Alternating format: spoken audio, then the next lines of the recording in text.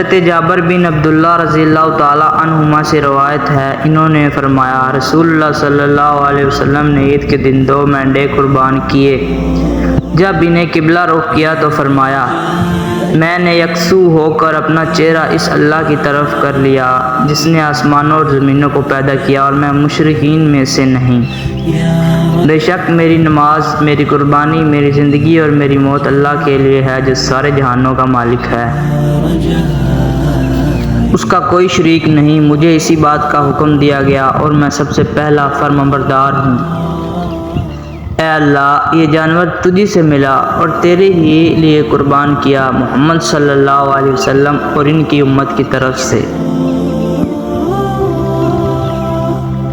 حضرت نعمان بن بشیر رضی اللہ تعالی عنہما سے روایت ہے، رسول اللہ صلی اللہ علیہ وسلم نے فرمایا دعا ہی عبادت ہے۔ پھر نبی کریم نے یہ آیت پڑھی۔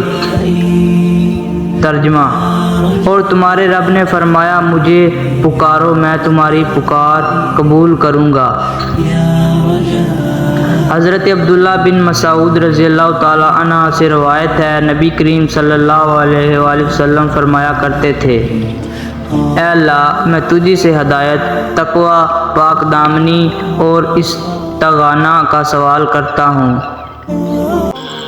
اگر آپ کو ویڈیو اچھی لگی ہو تو اسے لائک کریں اور اسی طرح کی اچھی ویڈیوز کے لیے ہمارے چینل کو ضرور سبسکرائب کریں۔